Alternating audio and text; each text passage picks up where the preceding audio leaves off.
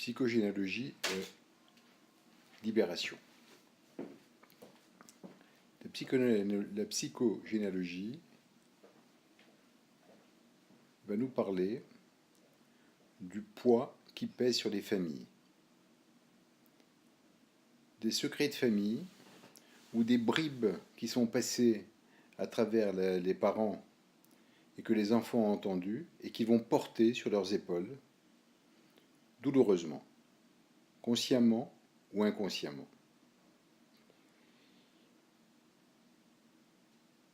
J'ai pris note de la psychogénéalogie à la suite de la lecture d'un livre écrit par Madame Ancelin Schutzenberger, Aïe, mes aïeux, qui décrit toutes les souffrances qui peuvent être les conséquences de ce poids porté par la famille, que ce soit conscient ou inconscient, que ce soit un secret de famille ou que ce soit des connaissances qui ne sont pas transmises, des souffrances qui ne sont pas transmises au niveau des enfants ou des petits-enfants.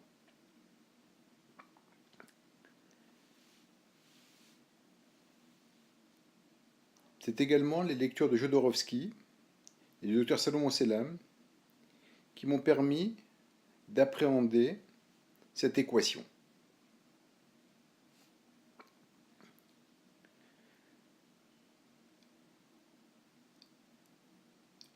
Lorsque des choses sont répétitives, lorsque des choses sont récurrentes, lorsque on est dans un malaise, un mal-être continuel, souvent, il s'agit de quelque chose qui est au-delà de nous.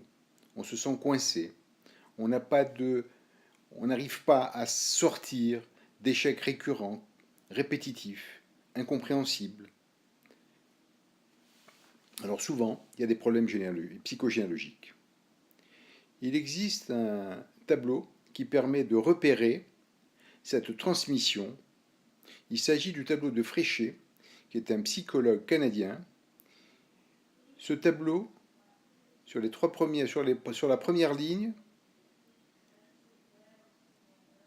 permet une transmission 1, 2, 3. Deuxième ligne, 4, 5, 6. Troisième ligne, 7, 8, 9. C'est-à-dire que lorsqu'on est premier, on peut transmettre le maximum des bonnes choses ou des mauvaises choses ou des soucis au premier, au quatrième et au septième. Lorsqu'on est second, deuxième, cinquième, huitième. Lorsqu'on est troisième, sixième, neuvième.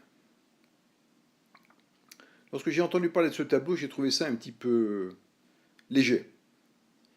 Mais étant très rationnel, je me suis dit, je vais vérifier ça avec mes patients.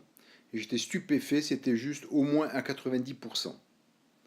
L'utilisation de ce tableau nous permet de repérer des fausses couches, des enfants morts-nés dont on n'a pas parlé, des morts brutales et qui ont perturbé les familles et qui ont transmis une souffrance intergénérationnelle. Si aujourd'hui je parle de psychogénéalogie, c'est parce que jusqu'à présent je vous ai parlé d'auriculothérapie, d'auriculomédecine, d'acupuncture, de méridiens énergétiques, de résilience, de non-résilience, de deuil, de non-deuil. Tout cela permet d'être utilisé ou de mieux comprendre comment libérer l'individu des poids qu'il porte. C'est la raison pour laquelle,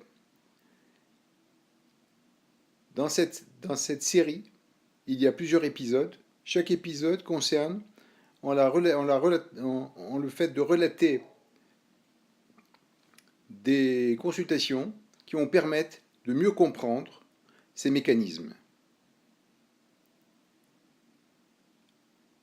Au cas où vous seriez intéressé, abonnez-vous, ça vous permettra par des alertes de savoir qu'une nouvelle vidéo est mise en ligne.